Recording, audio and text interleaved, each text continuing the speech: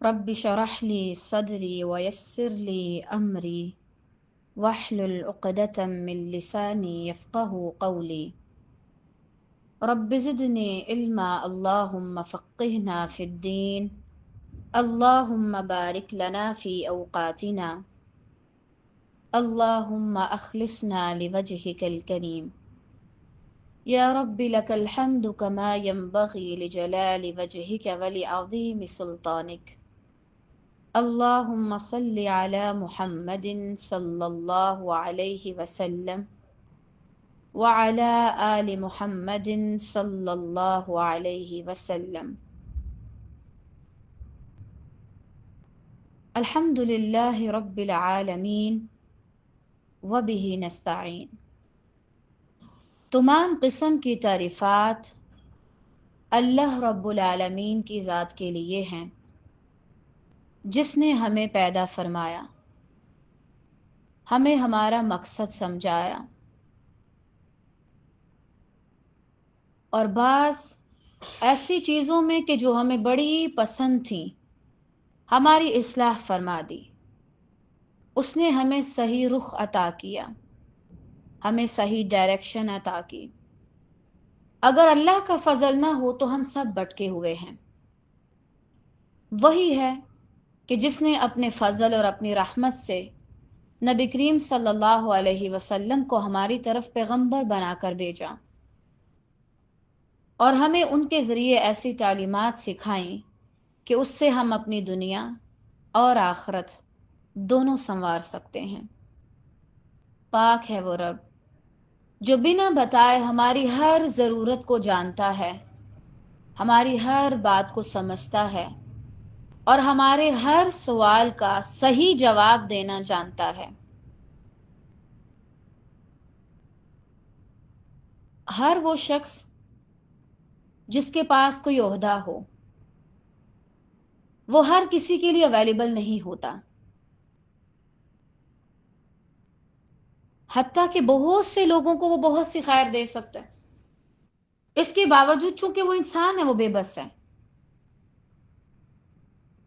لیکن سبحان اللہ، اللہ سبحانہ و تعالی جو سب سے زیادہ بلند ہے، مقام و مرتبے والی ہستی ہے، وہ اپنے ہر بندے کو خیر دینے کے لیے اور اس کو شر سے بچانے کے لیے آل ٹائم اویلیبل ہے۔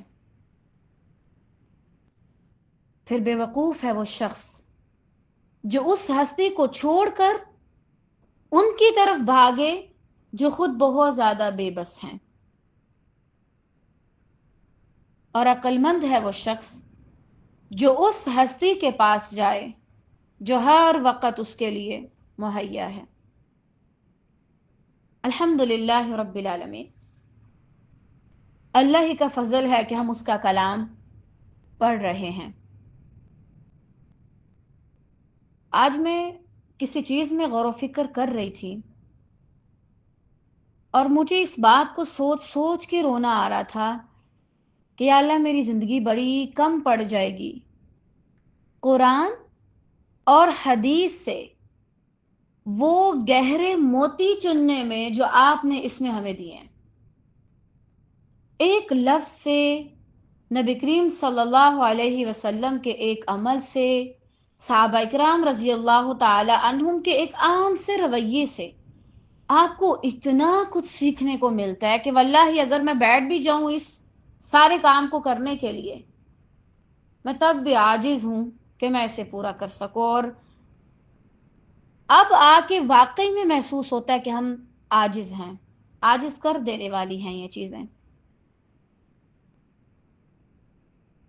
تو اگر اللہ نے آپ کو قرآن مجید، حدیث اور باقی اپنے سے جڑے علم کو سیکھنے سکھانے کے لیے چن لیا ہے تو اس کی قدر کیجیے، کیونکہ اللہ نے آپ کو سب سے بہترین کام میں لگا رکھا ہے۔ الحمدللہ رب العالمین۔ ہم پڑھ رہے تھے پارہ 21 سورۃ الروم۔ سورۃ الروم کے شروع سے آپ کو ایسے لگ رہا ہے کہ اللہ سبحانہ و تعالیٰ آپ کو امید بھی دلا رہا ہے اور آپ کی آنکھیں کھول رہا ہے، آپ کی آنکھوں میں گویا بصارت ڈالی جا رہی ہے۔ سٹارٹنگ میں یہ بات کر کے کہ کس طریقے سے حالات جیسے بھی ہوں اللہ ہر چیز پہ قادر ہے، مغلوب کو غالب اور غالب کو مغلوب کرنے پر قدرت رکھتا ہے، ساری مدد اللہ کی طرف سے ہے، اللہ اپنے وعدوں کے خلاف نہیں کرتا۔ دنیا کی حقیقت کو ہمارے سامنے لایا گیا، اور اگر ابھی بھی کوئی اس حقیقت سے آگاہ نہیں ہو رہا اور اس کو صحیح طریقے سے تسلیم نہیں کر رہا اور اپنے عمل کو نہیں بدل رہا، تو اسے سوچنا چاہیے کہ وہ کیا کر رہا ہے۔ اسی طرح آخرت کے لحاظ سے بھی ہمیں جگایا جا رہا ہے کہ جاگ جاؤ، کیوں؟ ان قریب تم مجھ سے جا ملنے والے ہو۔ اس کے بعد دوبارہ سے ہمیں جاگنے کی طرف بلایا گیا، غور و فکر کرو، تمہارے پاس واجل مسمع ہے، ایک لمیٹڈ ٹائم، خاص وقت تک، اس کے بعد جو ہوا سو ہوا، تم نے ٹائم ضائع کر دیا یا کچھ بھی کر دیا، کوئی بہانہ نہیں چلے گا۔ اس کے علاوہ اللہ سے ملاقات کرنی ہے، اس کے بارے میں بھی ہمیں کہا گیا کہ اب تمہیں جاگنا چاہیے۔ کل کے سبق میں دوبارہ ہم نے غور و فکر کو دیکھا تھا، پچھلی اقوام کا حال دیکھا تھا۔ ابھی کس کس کے ہاں بارش ہو رہی ہے؟ آپ دیکھ رہے ہیں کتنی تیز آندھی چل رہی ہے۔ اللہ تعالیٰ ہم سب کو محفوظ رکھے خیر سے۔ جب میں اتنی تیز آندھی کو چلتے دیکھتی ہوں تو مجھ سے نہیں دیکھا جاتا، ایسا لگتا ہے جیسے خدا نخواستہ جیسے ابھی دیواریں گر جائیں گی۔ تو میں ابھی کچھ دیر پہلے سوچ رہی تھی کہ جن اقوام پر اللہ تعالیٰ نے آندھی کا عذاب بھیجا تھا، اللہ اکبر، ان پر آندھی کتنی سخت ہوگی۔ یعنی آندھی جو ہے نا بڑی بے رحم چیز ہے، ہر چیز ادھر ادھر مارے، نہیں پتا کون کس کے ساتھ لگ کے ٹکڑے ٹکڑے ہو رہا ہے، لیکن وہ ہر چیز کا بیڑا غرق کر دیتی ہے، اس کو اس کے ساتھ مار، اس کو اس کے ساتھ مار۔ تو یعنی ہم صرف ابھی نارمل لیول پہ ہی چیزیں دیکھتے ہیں اور ہمارے دل دہل جاتے ہیں، اگر اللہ اپنا عذاب بھیجتے تو ہم کیا کریں؟ ہم سے پہلے لوگ وہ چیز چکھ چکے ہیں انہی اعمال کی وجہ سے جو آج میں اور آپ کرتے ہیں۔ اور آخر میں یہ چیز بھی ہم پہ واضح کر دی گئی، اللہ کسی پہ ظلم نہیں کر رہا۔ ابھی اس وقت اپنی حالت کو دیکھیں، خود پہ ترس بھی آ رہا ہے تو تب بھی خود کو کہیں اللہ نے اس حال تک نہیں پہنچایا، میری اپنی غلطی ہے۔ اللہ تو الودود ہے، ظالم تو نہیں ہے معاذ اللہ کہ جو آپ پر ظلم کر دے۔ آپ خود جانتے بوجھتے اپنا بیڑا غرق کر رہے ہیں، اور جو لوگ محاسبہ نہیں کرتے، واللہ تفسیر کلاسز میں آنے جانے کا کوئی فائدہ نہیں ہے آپ کو۔ آپ نے بارہا بار یہ آیت پڑھی ہے کہ قرآن مجید پہلے نصیحت ہے، اس کے بعد رحمت اور برکت بنتا ہے۔ اگر آپ میں سے کوئی شخص اس سے نصیحت حاصل نہ کرے، اپنے عمل کو نہ بدلے اور بولے کہ بس یہ میرے لیے رحمت بن جائے، برکت بن جائے، یہ تو ناممکن ہے۔ آپ پیج بھر بھر کے نوٹس بنا لیں، اپنے پاس اکٹھے کر لیں، کیا فائدہ اگر آپ نے اس سے نصیحت حاصل کر کے اپنا عمل نہ بدلا تو؟ اپنے عمل کی طرف اور نصیحت حاصل کرنے کی طرف زیادہ توجہ دیں۔ صرف کتابی کیڑا بننے سے کچھ نہیں ہوگا۔ اب اس کے بعد اگلی آیت ہے، آیت 10۔ دیکھیے کہ آج اللہ تعالی ہم سے کیا کہتے ہیں، اور واللہ اللہ تعالیٰ کی بات پڑھ کے کبھی بھی یہ نہ کہا کریں یہ تو پہلے پڑھ چکے ہیں، یہ تو گزر چکا، یہ تو مجھے آتا ہے۔ دوبارہ غور کریں، وہ رب جو ایک مچھر، ایک ڈاٹ کے برابر کسی حشرات میں سے کسی کو مقصد کے تحت بناتا ہے اور بنا مقصد کے نہیں بناتا، اس نے اتنے بامقصد رب نے، اتنے بامقصد الہ نے یہ بات دوبارہ تیسری بار چوتھی بار کیوں کہی میرے سامنے؟ کیا ضرورت تھی اس کی؟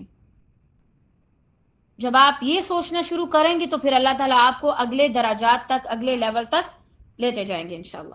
بسم اللہ الرحمن الرحیم۔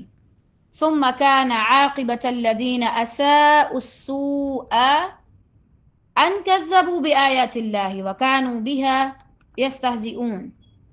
آخر کار برا کرنے والوں کا بہت ہی برا انجام ہوا، یعنی اتنا برا انجام جو انتہائی بدترین تھا اور اس قابل بھی نہیں کہ آپ کو دکھایا جائے،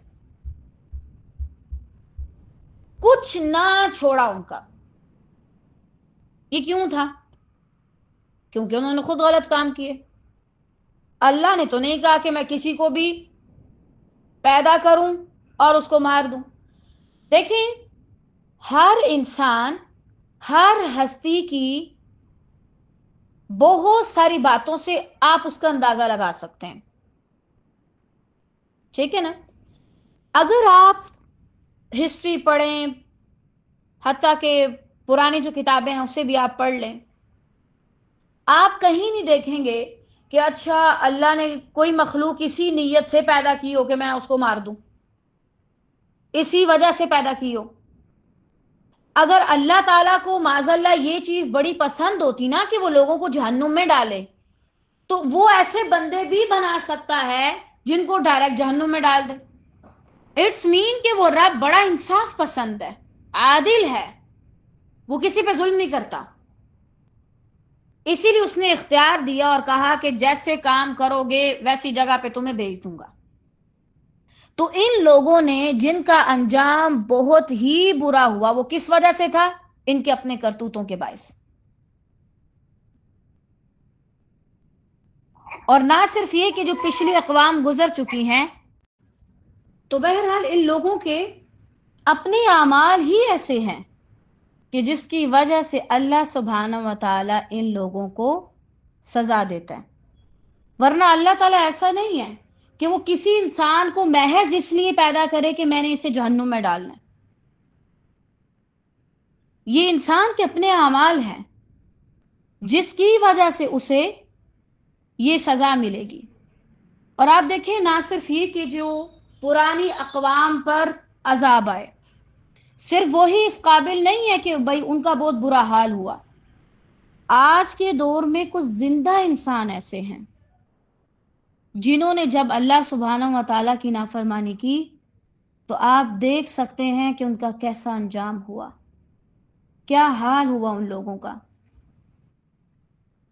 جیسے ہم نے کل بات کی تھی، بے سکونی، ذلت، رسوائی، یہ ساری چیزیں اس انسان کا مقدر بن جاتی ہیں جو اللہ سبحانہ و تعالیٰ کی نافرمانی کرتا ہے۔ یہ سزا کیوں ہے؟ آگے اللہ سبحانہ و تعالیٰ اس کی وجوہات کا تذکرہ کرتے ہیں۔ یہ اس لیے ہے کہ وہ اللہ تعالیٰ کی آیاتوں کو جھٹلاتے تھے، اللہ کی آیات کا انکار کرتے تھے۔ انکار کرنا کیا ہوتا ہے؟ اکثر ہم اس چیز کے بارے میں بات کرتے ہیں، اللہ تعالیٰ کی آیات کا انکار کیا، انکار کیا۔ کیا تھا انکار کرنا؟ جو کافر ہوتا ہے وہ منہ سے کہہ کے انکار کرتا ہے کہ جاؤ میں نہیں مانتا، میں رب کو بھی نہیں مانتا معاذ اللہ، میں اس کی آیات کو بھی نہیں مانتا، میں اس کی وجود کا بھی انکار کرتا ہوں۔ یہ جو زبان سے اقرار کر کے کفر کرتے ہیں، یہ کرتے ہیں کافر۔ لیکن مسلمان جو ہوتے ہیں وہ کفر نہیں کرتے، وہ ہمیشہ تکذیب کرتے ہیں۔ وہ اللہ کو مانتے ہیں، اللہ کے بارے میں علم حاصل کرتے ہیں، ہر صحیح اور غلط بات سے آگاہی حاصل کرتے ہیں، اور اس کے بعد منہ سے کچھ نہیں کہتے، میں نہیں نماز پڑھتی، میں نہیں پردہ کرتی، میں نہیں غیبت چھوڑتی، میں کسی پر آئندہ کے بعد بہتان نہیں لگاؤں گی۔ منہ سے نہیں کہتے، وہ کر کے دکھاتے ہیں۔ کیسے؟ اذان ہوئی، ضروری نہیں کہ کوئی بولے مسلمان عورت کہ میں نہیں مانتی کہ میں نماز پڑھنے جاؤں، میں تو پڑھنے نہیں جاؤں گی۔ ایسا نہیں ہوتا، بلکہ وہ کیا کرتے ہیں؟ جاتے ہی نہیں ہیں نماز پڑھنے، وہ نماز پڑھنے جاتے ہی نہیں، یعنی اپنے عمل سے اس چیز کا انکار کر رہے ہوتے ہیں۔ اس کے علاوہ ایسا نہیں ہے کہ وہ اپنی زبان سے کہیں مجھے روزہ نہیں رکھنا، وہ اپنے عمل سے کرتے ہیں، منہ سے کچھ نہیں کہتے۔ کسی طرح کا اقرار نہیں کرتے اپنی زبان سے کسی بھی قسم کے کفر کا، لیکن وہ اپنا عمل ایسا ہی رکھتے ہیں کہ جیسے وہ اس چیز کو کوئی اہمیت نہیں دیتے، کوئی ویلیو نہیں دیتے. اور یہ چیز کیا ہے؟ زیادہ خطرناک ہے کہ آپ زبان سے کہہ دیں کہ ٹھیک ہے میں اللہ کو مانتی ہوں، لیکن آپ اللہ کی نہ مانیں. آج مسلمانوں کے اندر جو اتنا زیادہ انتشار ہے، لڑائی جھگڑا ہے، بے برکتی ہے، اور اتنے زیادہ ان کے مشکل حالات ہیں، ان سب کے پیچھے کیا وجہ ہے؟ کہ یہ سب لوگ اللہ کی آیات کا منہ سے تو نہیں لیکن اپنے عمل سے انکار کرتے ہیں.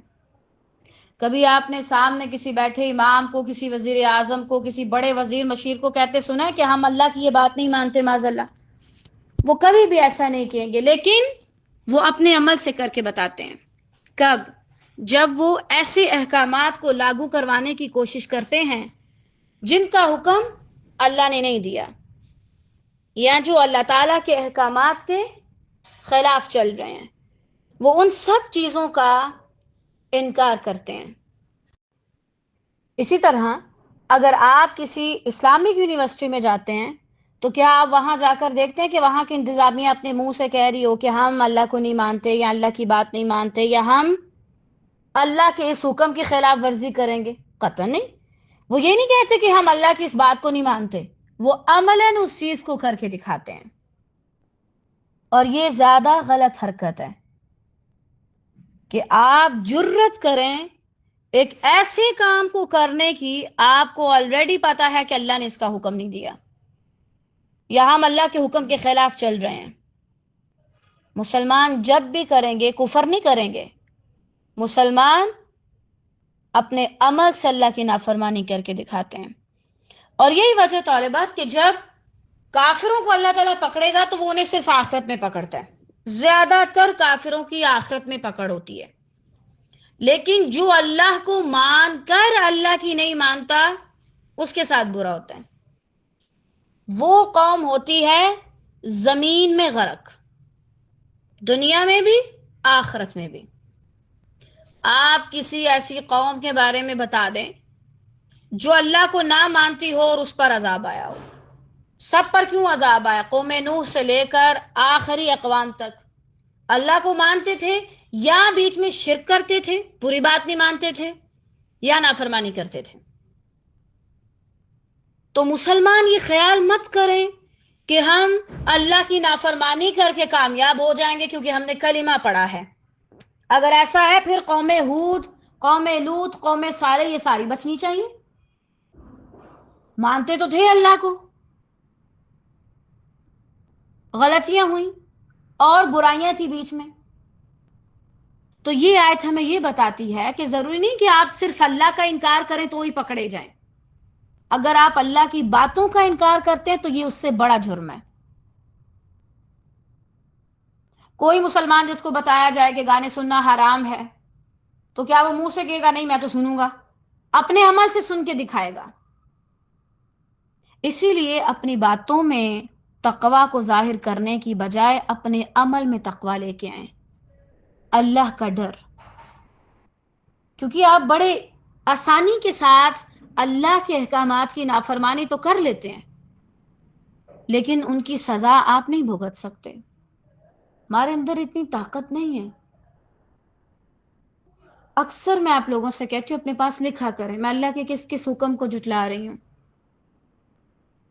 اللہ کے کس کس حکم کی نافرمانی کر رہی ہوں. کون سا ایسا حکم ہے جس کے بارے میں مجھے پتا ہے میں پھر بھی اس پہ عمل نہیں کرتی؟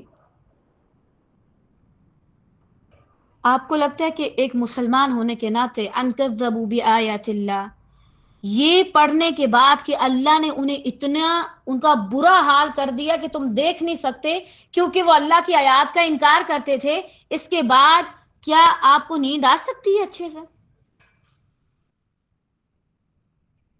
کوئی معذاللہ بری خبر ملے نا انسان کو، کوئی صدمہ پہنچا ہو تو کیا ہوتا ہے؟ سوئے سوئے بھی اس کو لگتا ہے میں اس چیز سے گزر رہا ہوں، میں یہ چیز برداشت کر رہا ہوں. تو پھر کیا آپ کو ڈر نہیں لگنا چاہیے کہ کہیں میں اس آیت میں نہ آتی ہوں؟ کیوں ڈر نہیں لگتا؟ کیونکہ ہم خود کو نیک سمجھتے ہیں، متقی سمجھتے ہیں. ہم سمجھتے ہیں کہ جو یہاں پہ بیان ہو رہا ہے انجام وہ ہم سے پہلوں کے لیے تھا اور ہم سے بعد والوں کے لیے تھا. اور لوگ ہیں وہ، ہم تو خیر شریف ہیں، ہم تو نیک ہیں، ہمیں تو اللہ معاف کر دے گا، ہمیں اللہ نہیں پکڑے گا. کس خوش فہمی میں ہیں آپ؟ اللہ اپنی مخلوق میں سے ہر اس بندے کو پکڑے گا جس کو اس نے اختیار دیا تھا، اور عقل بھی دی تھی، اور ہدایت کا رستہ بھی بتایا تھا. یہ جو گھروں میں، زندگیوں میں عجیب طرح کی چیزیں آ جاتی، کیوں آتی ہیں؟ کیونکہ ہم سب کہیں نہ کہیں اللہ کی آیات کو جھٹلا رہے ہوتے ہیں. جو شخص اللہ سبحانہ و تعالیٰ کی آیات کو جھٹلاتا ہے، اس کے ساتھ رہنا کسی جہنم میں رہنے سے کم نہیں. آپ قطعاً ایسے شخص کے ساتھ نہیں رہ سکتے، چاہے وہ آپ کا شوہر ہو، چاہے آپ کے بہن بھائی ہوں، چاہے آپ کے والدین ہوں، چاہے آپ کی دوست ہو، آپ کی کلاس فیلو ہو. ایسے بندے کے ساتھ آپ بیٹھ بھی نہیں سکتے ایزیلی. کہاں یہ کہ آپ خود اس کام میں انوالو ہوں. اور دوسرا وہ جرم ہے، اللہ تعالیٰ نے اس سے پہلے ہمارے ساتھ یہ بات ڈسکس کی تھی، اور اب کافی ٹائم بعد اللہ تعالیٰ یہ والا حصہ لے کے آئے ہیں، وَكَانُوا بِهَا يَسْتَهْزِئُونَ، اور ان کی ہنسی اڑایا کرتے تھے. یستہزئون میں کیا مفہوم پایا جاتا ہے؟ آپ پہلے کسی چیز کو حقیر سمجھتے ہیں، جب آپ کسی چیز کو حقیر سمجھ لیں پھر آپ اسے سنجیدہ نہیں لیتے، پھر آپ غیر سنجیدگی کا اظہار کرتے ہیں. آپ نے سنجیدہ نہ لیا، آپ نے حقیر سمجھا، پھر آپ اس کے الٹ چلتے ہیں، پھر آپ اوروں کے ساتھ مل کے اس بات پر ہنستے ہیں. یہ ہے یستہزئون. یہ کام کیا آپ کو کافروں کے اندر نظر آتا ہے؟ کافر بہت کم یہ کرتے ہیں، وہ گستاخی کرتے ہیں زیادہ تر، وہ ڈائریکٹ آ کے گستاخی کرتے ہیں. لیکن یہ جو ہنسی مذاق قرآن ہے یہ زیادہ تر مسلمان کرتے ہیں. کون سے مسلمان؟ جنہوں نے کلمہ پڑھا ہوتا ہے. جٹلاتے تو ہیں ہی، مذاق بھی اڑاتے ہیں.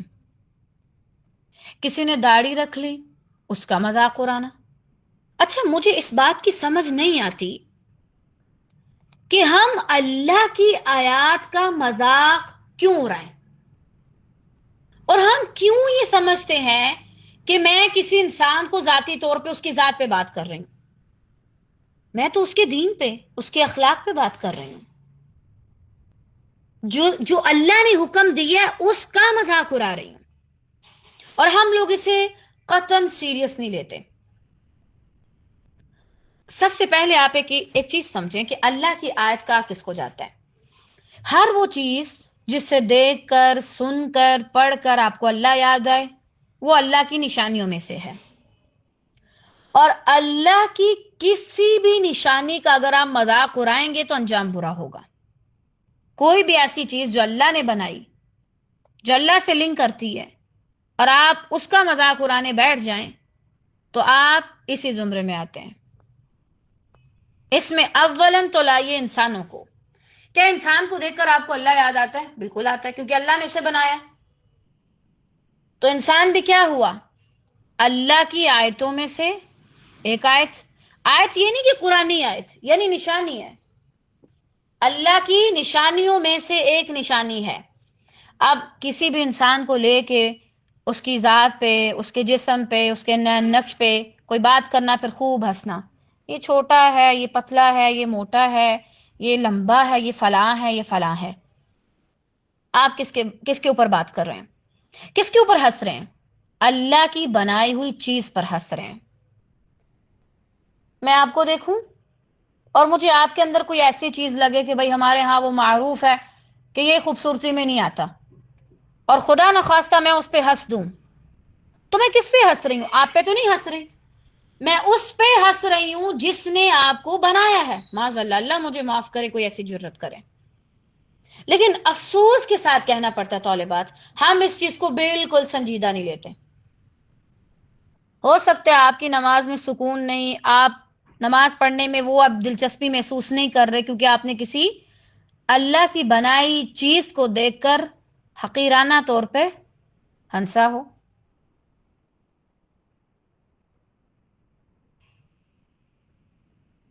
اس کی کسی ایک عادت کو لے کے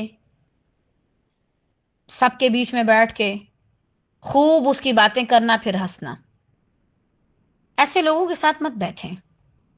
کسی انسان کے اگر آپ نے اندازہ لگانا نا اس کی کیا قیمت ہے، وہ کتنا قیمتی ہے یا اس کی کیا عادت ہے، تو آپ یہ دیکھیں وہ کن باتوں پہ ہنستا ہے۔ ہنستا کب ہے وہ، کب کب ہنستا ہے وہ؟ اور اگر وہ کسی انسان کی ظاہری ساخت پہ ہنستا ہے تو بڑا کوئی گھٹیا شخص ہے، معذرت کے ساتھ، جس سے ہنسنے کے لیے صرف کوئی انسان ہی ملا تھا۔ اس کے علاوہ اللہ تعالیٰ کی اور مخلوقات، مثلا پہاڑ ہیں، پرندے ہیں، درخت ہیں، اور بہت ساری چیزیں ہیں۔ سبحان اللہ، اللہ نے ایسی ایسی چیزیں بنائی ہیں، آپ دیکھتے ہیں آپ حیران ہو جاتے ہیں۔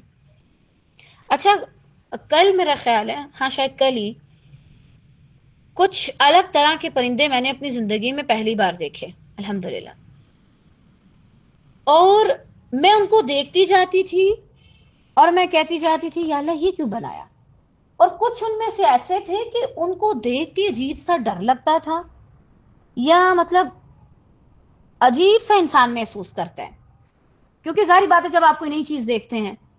لیکن میں ساتھ ساتھ استغفار بھی کر رہی تھی کہ اللہ ایسے نہ ہو آپ کو برا لگ جائے، کیونکہ میری کم عقلی ہے، مجھے نہیں پتا اس کا کیا فائدہ ہے۔ کچھ کو میں دیکھ رہی تھی، میں کہتی کھاتا کیسے ہوگا؟ یعنی سبحان اللہ، اللہ تعالیٰ نے ہر مخلوق کو ایک الگ انداز میں بنایا، تو ہمارا یہ تک نہیں بنتی کہ ہم کسی بھی اس کی مخلوق پر ہنسیں، بلکہ آپ دیکھ کے حیران ہوں، تعجب کا اظہار کریں کہ سبحان اللہ، اللہ نے اس کو کیسے بنایا، اس کا رہن سہن کیسے ہے، کیسے ایک ہی رب نے بنایا لیکن سارے الگ الگ الگ الگ۔ اس کے علاوہ قرآن مجید کی آیات کو لے کے مذاق اڑانا، اچھا اللہ نے یہ حکم کیوں دیا؟ اب خدا نہ خواستہ آج کل بڑے خاص طور سے یہ مسلمان ہی آتے ہیں، آ کے سوال کرتے ہیں نا، مجھے نہیں سمجھ آتا کہ اللہ تعالیٰ مجھے نماز پڑھنے کو کیوں کہتا ہے، فجر میں اٹھنے کو کیوں کہتا ہے؟ وہ رب ہے، اس نے آپ کو پیدا کیا، آپ ان باتوں پہ ہنستے ہیں؟ آپ نے کبھی دیکھا لوگوں کو ایسی باتیں کرتے ہوئے؟ بھائی مجھے نہیں سمجھ آتا کہ اگر میں نیل پالش لگا کے نماز پڑھ رہی ہوں تو معاذ اللہ، خدا نہ خواستہ، کیا اللہ تعالیٰ کا دھیان مجھے پہ ہے؟ پھر اس بات پہ ہنسنا، پردے کو لینا اس کو مذاق بنانا، داڑھی کو لینا اس کا مذاق بنانا، اور یا اللہ تعالیٰ کی آیات کو اتنے کوئی فنی انداز میں خدا نہ خواستہ بتانا کہ اگلے لوگ صرف ہنسیں اور واپس چلے جائیں۔ بعض لوگوں کی عادت ہوتی ہے بہت مزاحیہ ہوتے ہیں، لیکن جب آپ قرآن مجید پڑھنے یا پڑھانے کے لیے ہیں تو سنجیدہ ہو کے بیٹھیں۔ ایسا نہیں ہے کہ یہاں آپ بس ہنسی مذاق شروع کر دیں، ادھر بیٹھیں اور بیٹھ کے چٹکلے سنا رہے ہیں، ہنس رہے ہیں، ہنسا رہے ہیں۔ ایسی چیزیں کبھی کبھار صحیح لگتی ہیں۔ کیا کبھی آپ نے نبی کریم صلی اللہ علیہ وسلم یا صحابہ کرام رضی اللہ تعالیٰ عنہم کے بارے میں یہ پڑھا ہے کہ معاذ اللہ قرآن مجید کی بات کرتے ہوئے بہت زیادہ ہنسے ہوں؟ وہ تو قرآن پڑھتے تھے، سنتے تھے صرف، اور ان کی داڑھیاں تڑ ہو جاتی تھیں، اور ہم یہاں بیٹھتے ہیں اور ساری ذمہ داری یہی خوش اخلاقی کی نکال کے چلے جاتے ہیں۔ اگر آپ دین پڑھتے پڑھاتے ہیں تو دیکھیں آپ کا انداز کیسا ہے، سنجیدہ یا صرف آپ ہنسی مذاق کرنے کے لیے آتے ہیں اور غیر سنجیدگی کا اظہار کرتے ہیں ہمیشہ؟ تو آج کے بعد کسی انسان پر، کسی مخلوق پر، اللہ کے کسی حکم پر قطعاً مت ہنسیں۔ اور اسی طرح جو یہاں کے بعد والی زندگی ہے اس کے اوپر فنی کلپس بنانا، پھر اس پہ ہنسنا، اللہ اکبر، یہ چیز بہت زیادہ عام ہو چکی ہے۔ کوئی مطلب لوگوں کو زندگی میں کوئی مقصد ہی نہیں ہے، کوئی منہ اٹھا کے اٹھ رہا ہے اور وہ قبر کے اوپر بات کر رہا ہے معاذ اللہ، اور اس کے بارے میں کوئی عجیب سی ویڈیو بنا رہا ہے، اس کا مذاق اڑا رہا ہے، کوئی جہنم کے اوپر میمز بنا رہا ہے، خدا نہ خواستہ میں اور میرا دوست جہنم میں، نمازیں پڑھتی تھی لیکن یہ کام کرتی تھی، وہ فٹ ایک جنت والا کلپ اور اوپر سے پھر نیچے جہنم میں پھینک دیا۔ کیا آپ کو یہ مذاق لگتا ہے؟ اور مجھے ان لوگوں پہ افسوس ہو رہا ہوتا ہے جو کمنٹ سیکشن میں بیٹھ کے ایسی باتوں پہ ہنسی والا ایموجی بھیج رہے ہوتے ہیں۔ آپ کی زندگی میں کوئی کام نہیں ہے؟ اولن تو ایسی ویڈیوز کو رپورٹ کریں، دیکھیں نا، اور اگر غلطی سے بھی سامنے آ جائے تو اللہ سے استغفار کریں یا اللہ میں ان لوگوں میں شامل نہیں ہوں. آپ کو پتہ ہے جب سے جہنم بنی ہے، جن فرشتوں نے ان کو تھوڑا سا دیکھا ہے نا، اندر تو نہیں گئے معاذ اللہ، صرف دیکھا ہے دور سے، اب تک نہیں ہنسے، وہ مسکرائے بھی نہیں. ہنسنا بھول گئے ہیں کہ ہنستے کیسے ہیں. اور آپ یہاں بیٹھے صرف اس وجہ سے کہ آپ کو بالکل علم نہیں اور آپ جاہل شخص ہیں، آپ ہنس رہے ہیں، دوسروں کو ہنسا رہے ہیں. ہنسنے کے لیے آپ کو وہی چیز ملی ہے جس کو اللہ نے اپنے غضب کو نازل کرنے کے لیے بنایا. یا ایسی جگہوں کو لینا کہ جہاں پر اللہ تعالیٰ کا عذاب آیا ہوا تھا وہاں پہ جا کے ہنسنا، یا انہیں ایک تفریحی مقام کے طور پہ پیش کرنا، وہاں پہ ٹکٹ لگا دینا. کیا ہے یہ سب؟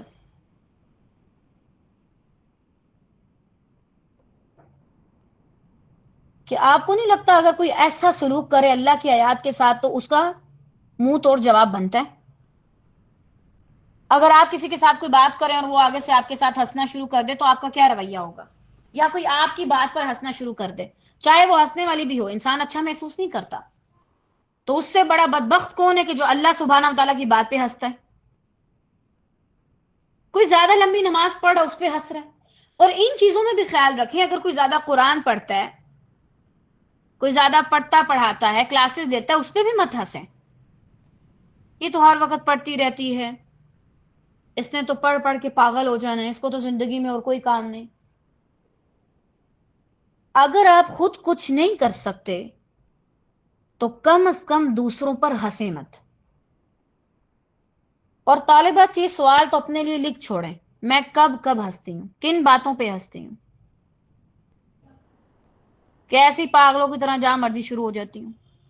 صحیح بات ہے، آپ ایسے شخص کو دیکھیں تو ایسے ہی لگتا ہے جیسے سر پھرا ہے، دماغ کام کرنا چھوڑ گیا. اور جہاں بھی اللہ سبحانہ و تعالیٰ کی بات ہو، ہنسی آ بھی رہی ہو، اٹھ کے چلے جائیں. ایسے لوگوں کے ساتھ بھی مت بیٹھیں، حتیٰ کہ اگر کوئی ایسے شخص کا بھی مذاق اڑا رہا ہے جو آپ کو اللہ کی یاد دلاتا ہے. مثلا علماء ہے، اللہ تعالیٰ سب علماء پر رحم فرمائے اور ہمیں بھی اچھے علماء میں شامل کرے، خیر کے ساتھ، عافیت کے ساتھ. علماء بھی آپ کو اللہ کی یاد دلاتے ہیں نا، آپ کے اساتذہ بھی. اب بعض اوقات یوں ہوتا ہے کہ کچھ اساتذہ کا کوئی ایک لفظ ہوتا ہے جو ان کا تکیہ کلام ہوتا ہے، وہ بار بار اس کو استعمال کرتے ہیں. تو اس کا کیا مطلب ہے کہ آپ اکیلے میں بیٹھ کے یا اپنی فیلوز کے ساتھ بیٹھ کے اس بات کو ڈسکس کریں، پھر اس پہ خوب سارا ہنسیں. اللہ رحم فرمائے امام بخاری رحمہ اللہ، ایک بار ایک شخص کوئی حدیث بیان کر رہے تھے تو انہیں تھوڑی سی ہنسی آئی ان کے انداز پہ، کیونکہ وہ اپنے ہاتھوں کو کچھ اس طرح کر رہے تھے. انہوں نے بعد میں اٹھ کے اتنے بڑے مجمع میں سے ان سے جا کے معافی مانگی، پلیز آپ مجھے معاف کر دیجئے، میں جب آپ پڑھا رہے تھے تو مجھے آپ کے تھوڑا سا انداز پہ ہنسی آ گئی تھی. تبھی تو اللہ تعالیٰ نے ان لوگوں سے اتنے بڑے بڑے کام لیے. سچے تھے، کسی بھی چھوٹی سے چھوٹی بات کو معمولی نہیں سمجھتے تھے، اور ہم بڑی سے بڑی بات کو معمولی سمجھ کے ایزیلی بیٹھے رہتے ہیں. بہت اچھا کام کر رہے ہیں. کبھی کسی عالم کا مذاق مت اڑائیں. مجھے ڈر ہے کہ کہیں اللہ تعالیٰ ایسے شخص کو علم سے محروم نہ کر دے جو علم والوں کا مذاق اڑاتا ہے. بہت سے علماء یہاں بھی جن کا اپنا اپنا بولنے کا انداز ہے، اور میں دیکھتی ہوں یہ ہر شخص کے ساتھ ہے. اللہ رحم کرے، ہمارے جتنے بھی اساتذہ ہیں، خاص طور سے بھی یونیورسٹی میں، ماشاءاللہ ان سب میں سے کسی ایک کا ایک نہ ایک ضرور تکیہ کلام ہے. عربک ورڈ میں کوئی ایک لفظ ہے جو وہ بار بار بار بار بولتے ہیں. اب کچھ بے وقوف طالبات ہوتے ہیں وہ ہنس رہے ہوتے ہیں، مجھے نہیں سمجھ آتا اس میں ہنسنے کی کیا بات ہے، ایک لفظ سے تو ہے.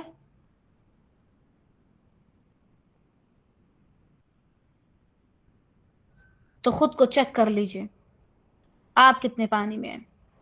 اور واللہ ان عادتوں کو اور ان گناہوں کو، ان خامیوں کو معمولی مت سمجھیں جن کی وجہ سے وہ لوگ ہلاک ہو گئے جو آپ سے پہلے تھے. ان پہ عذاب کیوں آیا؟ انہی برائیوں کی وجہ سے جو آج ہمارے اندر بھی ہیں.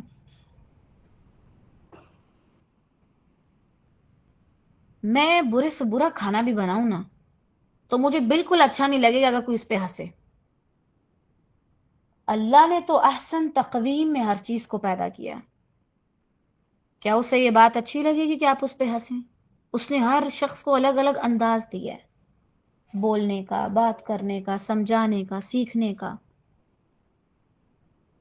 ہمیں اس معاملے میں اللہ سے ڈرنا چاہیے، خاص طور سے جو قرآن پڑھ لکھ جاتے ہیں۔ آگے اللہ تعالیٰ فرماتے ہیں، مذاق اڑا کے، آیات کو جٹلا کے، انکار کر کے کدھر جاؤ گے؟ کیونکہ اللہ یبدأ الخلق ثم یعیدہ ثم الیہ ترجعون، اللہ تعالیٰ ہی مخلوق کی ابتدا کرتا ہے، پھر وہی اسے دوبارہ پیدا کرے گا، پھر تم سب اسی کی طرف لوٹائے جاؤ گے۔ آنکھیں کھل رہی ہیں کہ نہیں کھل رہی؟ نہیں کھل رہی تو اس کا مطلب دل سویا ہوا ہے۔ دل کو جگائیے، اور دل کو جگانے کے لیے اسے رب کی معرفت دیجیے تاکہ وہ جاگ جائے، پھر آپ کی آنکھیں بھی کھل جائیں اور آپ اچھے سے سمجھ سکیں ہر بات کو۔ اب پیچھے یہ بتانے کے بعد کہ ان لوگوں کا کیسا برا انجام ہوا جو اللہ کی آیات کو جھٹلاتے تھے اور مذاق اڑاتے تھے، اللہ تعالیٰ کہہ رہے ہیں کہ میں مخلوق کی میں نے ابتدا کی، یعنی بہت سٹارٹنگ سے ان کو بنایا، جب وہ کچھ نہیں تھا تب میں نے ان کو بنایا۔ کیا بتانا مقصد ہے؟ تم جس کا مذاق اڑاؤ گے اسے اللہ ہی نے تو بنایا ہے، تو اصل میں تم کس کا مذاق اڑا رہے ہو؟ مخلوق کا نہیں، خالق کا، معاذ اللہ۔ اچھا، یہ جو لفظ ہے نا یبدأ الخلق، یہ بڑا گہرائی میں جا کے نا تدبر کرنے والا ہے۔ مثلا یہ ایسا ہے، نہ مٹی تھی، نہ پانی تھا، نہ پودے تھے، نہ ہی کوئی اور چیز تھی، یعنی کچھ بھی نہیں تھا اس کائنات میں، نہ زمین تھی، نہ آسمان، نہ کوئی اور چیز، کوئی ایسا مٹیریل بھی نہیں تھا کہ جسے یوز کر کے کچھ بنا پاتے۔ لیکن سبحان اللہ، اللہ سبحانہ و تعالیٰ نے وہ ساری چیزیں بنائی جن سے آگے اس نے بہت ساری چیزیں بنائی۔ آپ مان سکتے ہیں میں بولوں کہ میرے پاس نہ کاغذ تھا، نہ قلم تھا، نہ کوئی اور چیز تھی، اور میں نے یہ کتاب لکھ ڈالی اور اس کو کتابی شکل میں آپ کے سامنے لے آئی، یہ بات یقیناً حیران کن ہوگی سب کے لیے۔ اگر میں کہہ دوں میرے پاس کاغذ بھی اویلیبل تھا، قلم بھی تھا، ساری سہولیات تھی، میں نے یہ چیزیں بنا لی، پھر تو آپ سب مان سکتے ہیں۔ لیکن یہی فرق ہے اس رب میں، اس نے سارا کچھ تب بنایا جب کچھ بھی نہ تھا، میرے اور آپ کے جسم کا ایک ذرہ بھی نہ تھا، اس نے ہمیں بنایا۔ اچھا، کیا حق بنتا ہے پھر ایسی ہستی کا جس نے آپ کو تب بنایا ہو جب آپ کچھ نہ تھے؟ واللہ میں تو سارا کچھ وار دوں اس پہ جس نے مجھے بنایا جبکہ میں کچھ نہ تھی۔ میرا دل، دماغ، آنکھیں، کان، جسم، ہاتھ پاؤں، میرے جذبات، احساسات، میری سینسز، اس نے بنایا نا سارا کچھ۔ اور واللہ کتنی محبت سے بنایا ہوگا، کچھ بھی نہیں تھا، اسے مجھ سے محبت تھی تو اس نے مجھے بنایا نا، چاہتا تھا تو بنایا نا۔ شاید اسی لیے کہا جاتا ہے کہ اللہ سبحانہ تعالیٰ ایسی محبت جو وہ اس کو اپنے سارے بندوں سے ہے، عام محبت وہ اپنے ہر بندے سے کرتا ہے۔ یہی وجہ کافر بھی اسے پکار لے غلطی سے تو وہ اس کو جواب دیتا ہے۔ یہ محبت نہیں تو اور کیا ہے؟ اور آپ دیکھیں، جو تب بنا سکتا ہے جب کچھ نہیں تھا، تو کیا اس کے لیے ثم یعیدہ مشکل ہے؟ معاذ اللہ، یہ کیوں کہا اللہ تعالیٰ نے کہ میں دوبارہ پیدا کروں گا؟ ہو سکتا ہے کسی کے ذہن میں یہ آئے چلو مذاق اڑاؤ، آیات کو جھٹلاؤ، کون سا کوئی ہمیں اٹھا کے کچھ پوچھے گا، حساب کتاب نو، paper no, result, just fun کرو اور مر جاؤ، کوئی ضرورت نہیں ہے کسی چیز کو سیریس لینے کی۔ خالق بنانے والا، آپ کو پیدا کرنے والا آپ کو یہ بتا رہا ہے کہ سنجیدگی کا اظہار کرو، کیونکہ میں تمہیں دوبارہ بناؤں گا اور پھر تم میری طرف لوٹائے جاؤ گے۔ اگر پہلی بار بنا دیا جب کچھ نہیں تھے، اب تو بہت کچھ ہے، اب تو بنا سکوں گا تمہیں۔ اور انسان ہونے کے ناطے مثلا اگر میں کوئی چیز جب لکھتی ہوں، میں اس سے پہلے کاپی پہ لکھتی ہوں، نوٹ بک پہ، مجھے تھوڑا سا مشکل لگتا ہے۔ جب میں اسے دوبارہ ٹائپ کرتی ہوں، میں اسے زیادہ اچھے سے سیٹ کر پاتی ہوں۔ دوسری بار کوئی بھی کام ہو ایک عام انسان کے لیے بھی بڑا آسان ہو جاتا ہے۔ کہاں یہ کہ تم رب العالمین کی بات کرتے ہو، جس نے کیا کچھ بنایا۔ اچھا آج آپ سب ذرا جا کے یوٹیوب پہ سرچ کر لیں، خدا را اگر ایڈ ہوئے تو آواز بالکل بند کر لیجیے، اگر گانے کی آواز ہوئی تو یہ نہ ہو کہ میرے تک کچھ پہنچ جائے معاذ اللہ۔ تو بہرحال آپ اس پہ جا کے یہ سرچ کریں کہ انسانوں میں کتنی طرح کی اقسام ہیں، رنگ شکل، کچھ ایسی اقوام ہے، دیکھیں ہر قوم کا اپنا الگ الگ حساب ہے۔ ہر قوم کے جو زیادہ تر لوگ ہوتے ہیں، بعض کی ناک ایک جیسی ہے، بعض کے کان ایک جیسے ہیں، بعض کے قد ایک جیسے ہیں، یعنی یہ ساری چیزیں بعض قوم میں آپس میں مشابہت رکھتی ہیں۔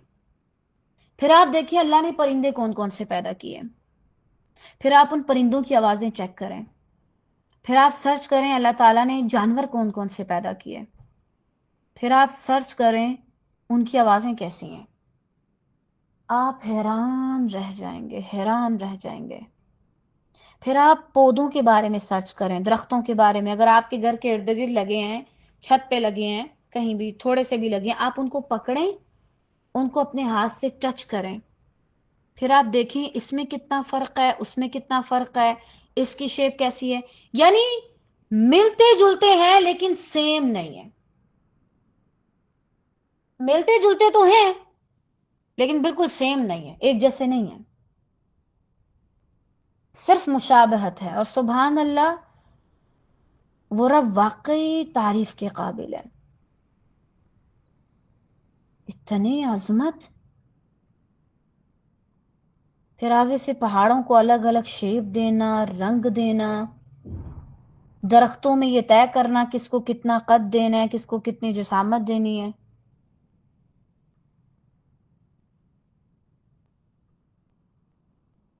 کیا یہ باتیں آپ کو عام لگتی ہیں؟ جو رب اتنا سارا کچھ کر سکتا ہے، اس کے لیے مجھے اور آپ کو دوبارہ پیدا کرنا مشکل ہو جائے گا معاذ اللہ؟ اس کے لیے ناممکن ہو جائے گا خدا نخواستہ کہ ہمیں دوبارہ اٹھا دیں؟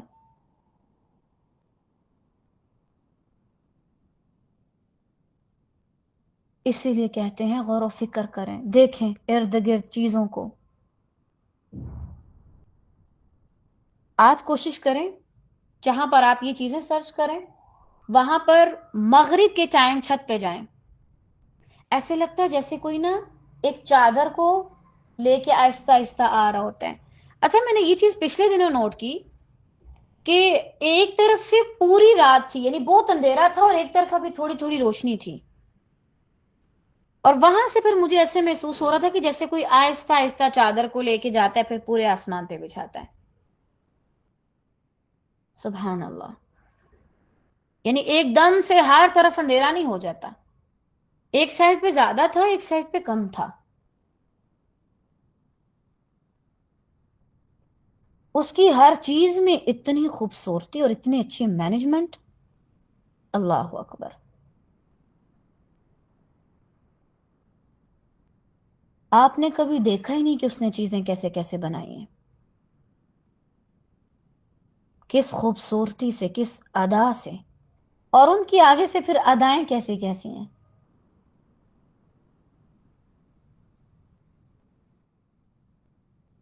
آپ کہتے ہیں کہ آپ کو اللہ سے محبت نہیں، کیوں نہیں؟ کیونکہ آپ نے کبھی اس کے بارے میں جانا ہی نہیں۔ جن کے بارے میں ہمیشہ آپ کو جاننے کا تجسس ہوتا ہے ان سے تو آپ کی محبت بہت زیادہ ہے، بہت گہری ہے۔ اللہ کے بارے میں کبھی جاننا ہی نہیں، اس کی بنائی چیزوں کے بارے میں کبھی کوئی ریسرچ کی ہی نہیں، تو آپ کو کاہے کو محبت ہوگی اس سے؟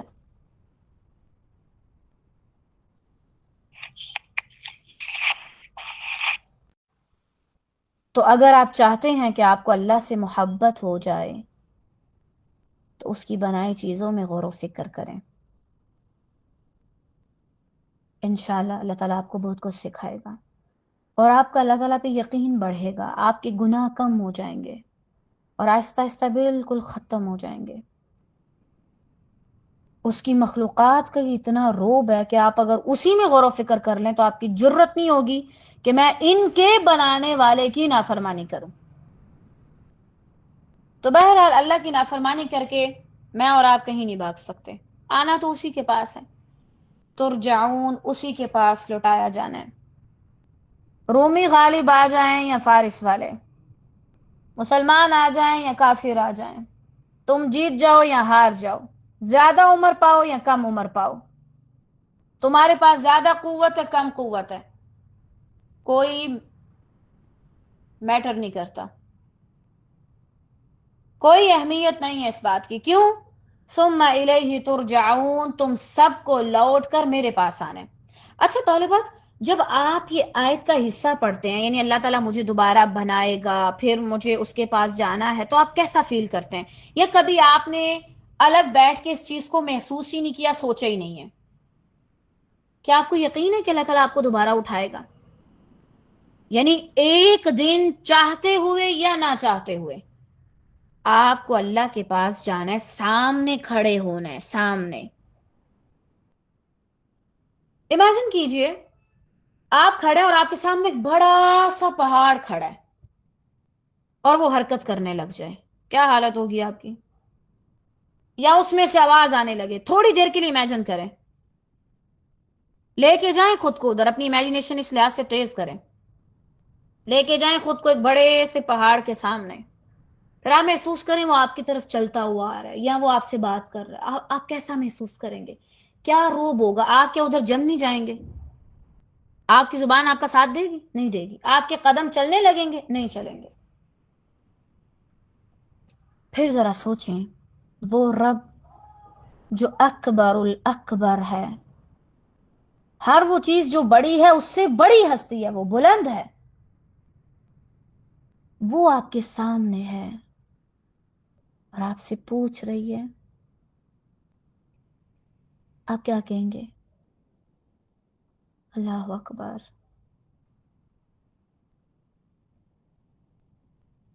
کیا یہ چیز ایسی ہے کہ آپ اسے ایسے ہی جانے دیں؟ کیا کبھی سوچیں، آج جائے نماز پہ میں جاتی ہوں نا تو میں اپنی مرضی سے واپس آ جاتی ہوں، میں اپنی مرضی سے حرکت کر سکتی ہوں. ایک وقت ایسا آئے گا کہ اسی رب کو جس کو ابھی میں سجدہ کرتی ہوں، اسی کے سامنے میں کھڑی ہوں گی، لیکن میں اپنی مرضی سے حرکت نہیں کر پاؤں گی، کچھ نہیں بول پاؤں گی. پھر اس پر ہے کہ وہ مجھ پہ چاہے تو رحم کرے،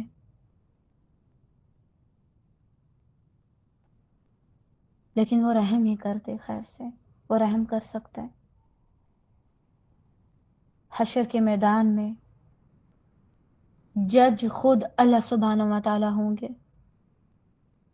اور انبیاء علیہم السلام گواہ ہوں گے، زمین و آسمان گواہ ہوں گے. ہو سکتا ہے زمین کو ایک شکل دی جائے، جسم دیا جائے، وہ آئے اور آ کے بات کرے، یہ شخص ایسے کرتا تھا میرے اوپر، یہ شخص ایسے کرتا تھا. معاملات بڑے سخت ہیں اور ہم سیریس نہیں لیتے. ہماری غیر سنجیدگی نے ہمیں مار ڈالا، یہاں تک کہ ہم اللہ سے جا ملے. ہم سنجیدہ ہی نہیں ہوتے. یہ جو پیچھے بات ہے نا مذاق کی، اس کے فوراً بعد ترجعون کیوں آیا ہے؟ کیونکہ ہم واقعی میں ہنسی مذاق اور اس طرح کی چیزوں میں اپنی زندگی کو ضائع کر رہے ہیں. ہر وقت فن چاہیے، فن چاہیے.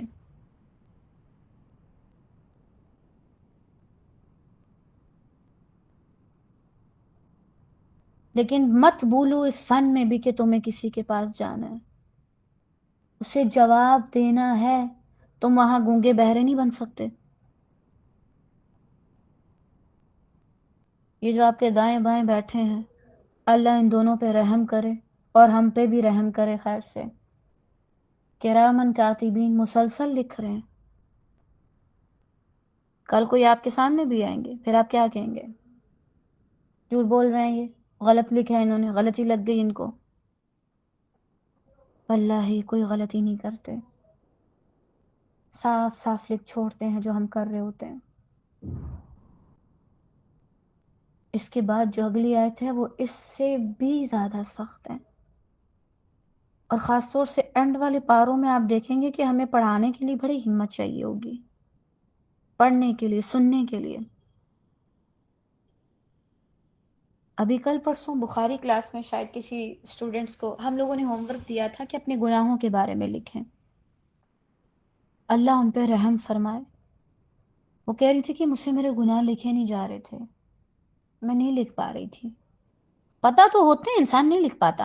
جب آپ اپنے ساتھ سچے بنتے ہیں پھر یہی ہوتا ہے، جب آپ کسی چیز کو سیریس لیتے ہیں، لیکن جب تک آپ جسٹ فن فن فن کرتے رہتے ہیں تب تک آپ کچھ نہیں کر سکتے۔ اس آیت کو ان آیات میں لکھ ڈالیے جن کو آپ روزانہ پڑھیں۔ دیکھو، اللہ نے تمہیں بنایا، تم کچھ نہیں تھی، تمہیں دوبارہ بنائے گا، پھر تم اس کی طرف جاؤ گی، اس سے جواب دو گی، وہ تم سے سوال کرے گا۔ اور آج ہمیں فکر ہی نہیں ہے اس چیز کی کہ اللہ کے پاس جانا ہے۔ عجیب سی باغ دور میں ہم سب بھاگ رہے ہیں، لیکن اس سمت میں نہیں بھاگ رہے جہاں پر منزل ہمارا رب ہوگا، اور منزلوں کو پانے کے پیچھے پاگل ہو رہے ہیں۔ اس لیے تیاری کیجیے، ابھی بھی وقت ہے، الحمدللہ وقت ہے۔ اللہ سے دعا کریے، اللہ کی طرف رجوع کر لیں، اس سے پہلے کہ آپ ترجعون میں آ جائیں، اس سے پہلے پہلے اللہ کی طرف رجوع کر لیں، تاکہ آپ اس انجام سے بچ سکیں جو اگلی آیت میں گناہ گاروں کا ہے۔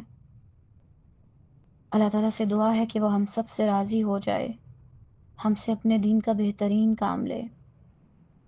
یا رب، ہم اس چیز کا اقرار کرتے ہیں، آپ نے ہمیں تب بنایا جب ہم کچھ نہ تھے، اور واللہ یا رب، آپ نے ہمیں بنا کر ہم پر بہت بڑا احسان کیا۔ یہ احسان کیا کہ ہم آپ کی محبت کو، قربت کو، آپ کی خشیت کو چکھ سکیں، محسوس کر سکیں۔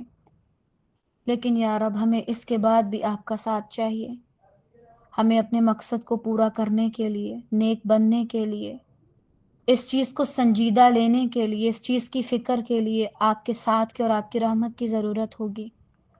واللہ یا رب، اگر آپ ہمیں ہمارے دیے ہوئے اختیار پہ چھوڑ دیں تو ہم اپنا کوئی حال نہیں چھوڑیں گے، اپنا حال بگار بیٹھیں گے جیسے کہ ابھی بھی بگڑا ہوا ہے۔ لیکن یا رب، اگر آپ ہم پر اپنی رحمت کریں گے تو آپ تو سمیٹ لیتے ہیں، سنبھال لیتے ہیں، تھام لیتے ہیں۔ آپ سے بڑھ کے کون ہے جو قدردانی جانتا ہو، سنبھالنا جانتا ہو؟ آپ تو معاف بھی ایسا کرتے ہیں کہ جس کی کوئی حد نہیں، آپ تو محبت بھی ایسی کرتے ہیں جس کی کوئی حد نہیں، آپ تو نوازتے بھی اتنا ہے کہ انسان سوچ نہیں سکتا، آپ تو ساتھ بھی ایسا دیتے ہیں کہ پھر کبھی نہیں چھوڑتے، اور آپ رحمت بھی ایسی کرتے ہیں کہ پھر کبھی وہ واپس نہیں لیتے۔ یا رب، ہم آپ سے آپ کی رحمت اور آپ کے فضل کا سوال کرتے ہیں۔ واللہ یا رب، چاہے یہ زبان، یہ دل کیسا بھی ہو، آپ کا نافرمان ہو، لیکن واللہ یا رب، آپ کی قسم، اس دل میں آپ سے جڑی بڑی امیدیں ہیں۔ واللہ یا رب، جس میں مجھے ذرہ برابر بھی شک نہیں، مجھے یقین ہے آپ کے ہاں جو مانگا جاتا ہے وہ دیا جاتا ہے، جو دعا کی جاتی ہے اسے قبول کیا جاتا ہے۔ اگر کوئی آپ سے دنیا آخرت کے خزانے مانگے تو آپ اسے دیتے ہیں یا رب۔ آپ ہی ہیں یا رب جسے سلیمان علیہ السلام نے پکارا تھا تو انہیں ایسی بادشاہی دی گئی جو ان کے بعد کسی کو نہیں ملی۔ واللہ یا رب، آپ ہی ہیں وہ رب کہ ایوب علیہ السلام نے جن کو پکارا تھا تو ان کو صحت مل گئی۔ واللہ یا رب، آپ ہی ہیں وہ رب جن کو جب یعقوب علیہ السلام نے پکارا تھا تو انہیں یوسف علیہ السلام عطا کر دیے گئے۔ واللہ یا رب، آپ ہی ہیں وہ رب کہ جن کو مچھلی کے پیٹ میں یونس علیہ السلام نے جب پکارا تھا تو آپ نے ان کی پکار کا جواب دیا۔ اللہ یا رب، آپ ہی تھے جن کے حکم کی وجہ سے ابراہیم علیہ السلام کو آگ نے نہ جلایا، موسیٰ علیہ السلام کو پانی نے غرق نہ کیا، اور یونس علیہ السلام کو مچھلی نے ہضم نہ کیا۔ یا رب، آپ ہی ہیں وہ رب، آپ ہی ہیں وہ رب، اور آپ کے ہاں ضرور عطا کیا جاتا ہے۔ واللہ یا رب، جب آپ نے اتنوں کو عطا کیا پھر میں کیسے نا امیدی کروں؟ مجھے امید ہے آپ کی رحمت کی، آپ کے فضل کی۔ واللہ یا رب، جتنی بار بھی اس رستے سے ہٹیں، واللہ یا رب ہم تو یہیں آئیں گے۔ آپ ہمیں اپنے رستے میں قبول کر لیجئے۔ یا رب، اگر آپ ہمیں ہمارے حال پہ چھوڑیں گے ہم ضائع ہو جائیں گے۔ ہم آپ سے آپ کی رحمت اور آپ کے فضل کا سوال کرتے ہیں یا رب، یا رب۔ ربنا تقبل منا إنك أنت السميع العليم وتب علينا إنك أنت التواب الرحيم۔ بارک اللہ فیکن۔ باقی انشاءاللہ خیر سے ہم کل پڑھیں۔